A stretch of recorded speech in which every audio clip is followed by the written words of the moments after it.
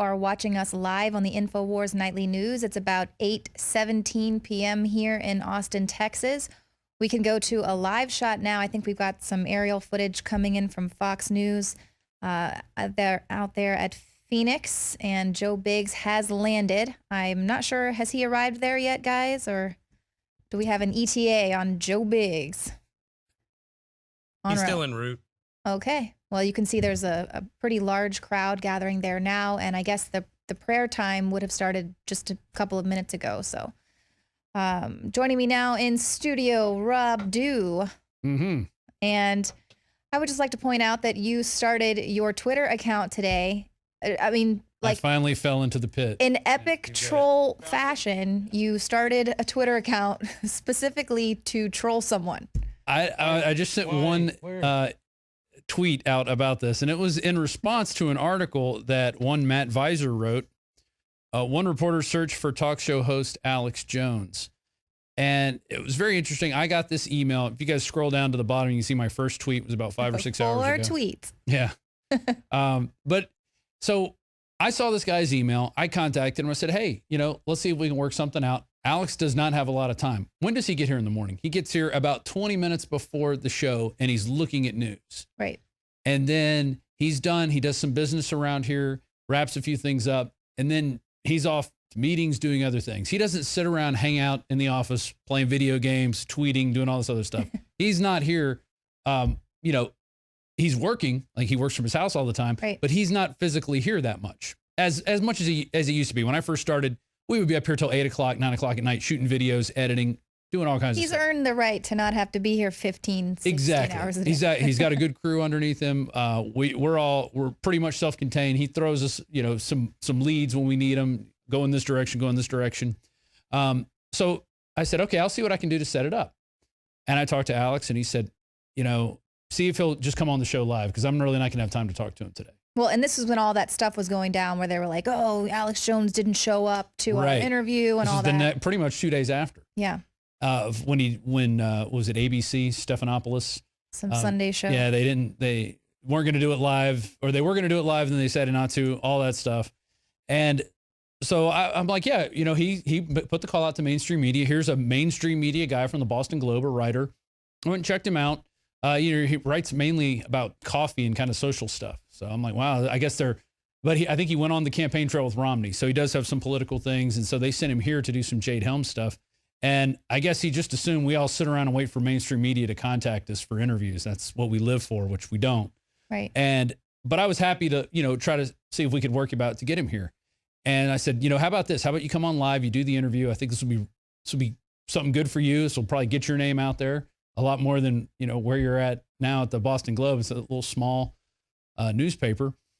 And so at first he said, yes, he could do it. And so I sent him the address, and we don't put out our address that much. That's something that we do keep private, because otherwise we would get tons of people here trying to give us the documents. Don't come here. There's ways to do that, and it's mainly through email. If you ever want to get in touch with me, I have my email down on my name key. It's robd@infowars.com. I'm more than happy to communicate with you via email. Also, and now I have my Twitter account, so you can send me stuff that way. But I read a lot of emails, and I do respond to a lot of emails. I don't respond to every email, and I don't read every email. I probably have 100,000 emails I've never read in my inbox. We get thousands of emails every day. And total insanity. But I do what I can. And so with that, we tried to get him over here. Then he hemmed and hawed and said, oh, well, I talked to another editor, and they said, no, I can't do it. I said, well, don't come by the office then, because we don't want to have a reporter here that we have to hang out with and babysit while we're trying to do our other jobs. If you look at the command post in there, when they're doing the live show, there's 6 people working in there, and that's just the people running the show. We got writers, we have the guys run the warehouse, we have graphics design people, we have tech people, computer tech people, we've got the nightly news division and the reporters, and then you got customer service. It's a big operation here, very big operation. So, I said, don't come here, and then I went on the air and told Alex that, hey, he's not coming. We thought he would be here, now he's not coming. And Alex got mad, said, that's it, we're done with him. Because this guy wanted to also have a phone interview. I said, if you come in and do the 1 hour or 30 minutes with Alex, we'll give you a phone interview, no problem. After the show, you can talk to Alex when he's going to a meeting. He said he's got to be at a meeting at 3:30 while he's driving there, he'll talk to you. And he could have had that, but he wanted to neg on his showing up here to do the interview, the first interview. So Jones said, that's it, we're done, which he even mentions in his article. But he kind of makes it look like I'm the jerk who's putting it out on him. Yeah, you know, he didn't tell him right away. Right. So it got all misconstrued. And when I got his tweet or his text, I texted him back after I got it. Once he said he was going to do it, I put my phone down. I'm doing a million other things in the office, getting ready for the show. It could be printing something. I even bring Alex coffee sometimes. I mean, whatever needs to be done, I'm here to do it. Everybody's here to make this, push this boat forward. And so then he tried to make it look like we had staged this thing, which we didn't. Alex didn't know. The word did not get back to him that he was coming on, because I called Alex after he said that he would do it and said, hey, he's coming on. His name's Matt Visor. He works for the Boston Globe.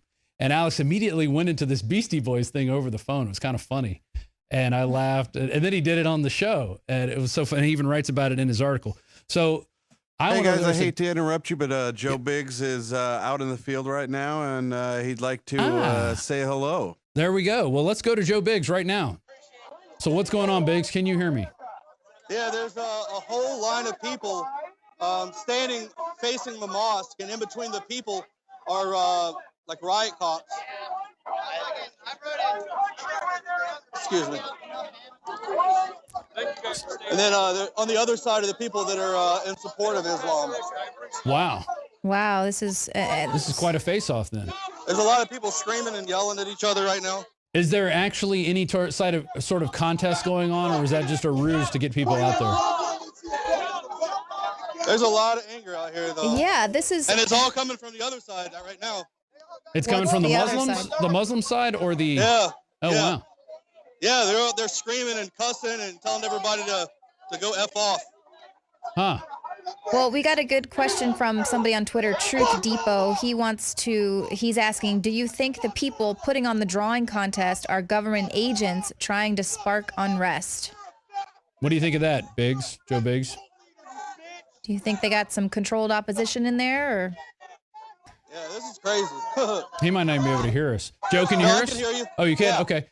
So do you think it's possible that these bikers, since we just had the biker incident in Texas, that maybe some of them are working as agents for the government, or do you think this is just a try to stir up unrest? A natural event? Yeah. No. Joe Biggs, let everyone know that you are live. He is live. Yeah, tell people they're live on TV. Well, I mean, there's a giant crowd of people. I mean, you can't tell people to not cuss and be emotional. Oh, no. Hey, that's going to happen. I totally understand that. Yeah. All right, hold on. How you doing? Good. All right, well, what do you think? Today? I think it's my First Amendment right to be out here. Yeah. You know what I'm saying? Yeah. If Muhammad is going to cry over a cartoon, what about Jesus? He never cried. He's not crying about it. He's saying, go for it. It doesn't matter. But when I'm in the United States, I defended this country. I will not back down from anybody trying to stamp on my rights, including Mr. Obama. Let the mind be free. Yeah. Now, this seems like it's totally spontaneous. It was just announced this morning that they were going to do this, right? No, I think it's been a couple days. It's been a couple days? Yeah. The guy over here on the other side, there's two guys over on the other side that keep trying to pick fights with people. Oh, well, of course. That's the question that we have from one of our Twitter. Oh, yeah, the guy's flipping people off in all black. Yeah.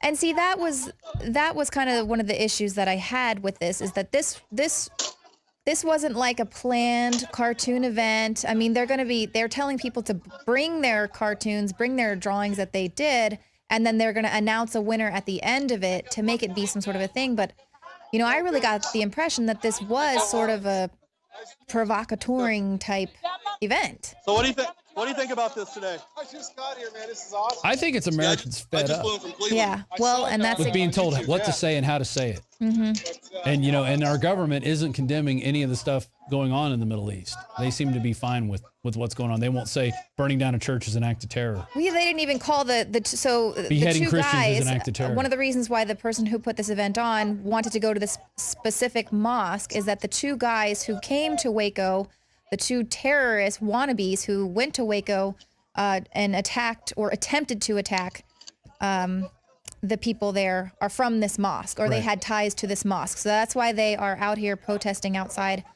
of the Islamic Community Mosque there in Phoenix. And so, yeah, I mean, David Knight said it earlier that the First Amendment has been worth dying for in the past. So, you know, I don't think that that's, you know, something that they really want to do, but they said, you know, exercise your Second Amendment if our First Amendment is crushed. So Biggs, give us a layout of the size here. How many people seem to be with the bikers and with the Draw Muhammad cartoon rally, and then how many are, I guess, with the mosque, with the Islamic Center? I'd say maybe 300 right now on the Islam side, and about 3,000 on our side over here. Wow. And then how many police? How many police? Probably about, I don't know, I'd say 4,000 in the area. I mean, right here in front of me, probably about 60 to 70. But I mean, they're around every corner. There's more showing up right now. Right. Yeah. Now it looks like they're putting up a barricade between the two groups. Yeah. Okay. this is just insane. But you know, notice these guys aren't in riot gear. I mean, they have riot helmets on, but it's not the full battle armor, tear gas, ready to just wipe the floor with people. They're just there to keep the peace. Peace officers. Do you see anyone with open carry? Hey Do I guys, see anybody with who? we've had two guys. How many are open carrying right now? And two guys tried to kill a friend of mine. Love your neighbor. What's going on? Well, previous to the shooting in Texas, Yeah, that's where I'm from. okay, there were two guys from this mosque that got convicted in federal court for conspiracy for terrorism, right? So we got two guys convicted, two guys out of this mosque went to go shoot somebody that I know personally. So apparently, I'll hold it up, this cartoon by Bosch Foston was the winning cartoon in Texas. Come over this way a little bit so the light's on you. Oh yeah, let's move around. So this was the winning cartoon in Texas, in Garland, by artist Bosch Foston. Okay, this was apparently worth being killed over. He was going to die for this. Okay, this is actually somebody I know personally. This is a personal issue for me. Okay, he's a former Muslim. Okay, at 9/11, he went back and studied the Quran seriously, and he read it, and he determined it was evil. Okay, he adopted a new philosophy and became an atheist, and now he's got a death warrant against him. He gets countless death threats every single day because of this. If we can't speak out, we can't speak, we can't think. The ultimate goal is to destroy intellectual freedom and the Right. ability for persuasion instead of violence. If we can't talk, we can't think, we can't be intellectual, we can't debate, we can't persuade, we cannot use channels that are nonviolent. This is what they want to stop. They want to stop thinking, they want to stop debate. Mm. They want to stop persuasion because they're against persuasion. They're for force. This is just an intellectual issue. It's on paper. That's all it is. Wow. It's that simple. And I'm shocked that behind me, there's supporters. All they had to do was check. This mosque has supported many people that have gone out and started jihad activities. They've had two people convicted in federal court, and they had two shooters from this mosque. How Yeah. much more do you need? Ultimately, we're all motivated by ideas. Very well said. Get his They name, take Biggs. ideas seriously. They do. What's your They name? act on it. My name is Jonathan Conley. Man, Yeah, I'm very well Biggs said. I'm going to get his contact Nice to meet info. Yeah. This is ultimately an intellectual battle, but they bring it to us as a physical battle. We have to respond in some fashion. This is how we respond. We hold up and we speak.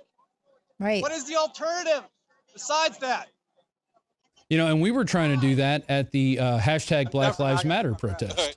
We were trying to hold up signs and speak for the ones that can't be spoken for. These little babies now- that are being killed. Now, Go now ahead, as you Joe. can see, now you can see they put up Yeah.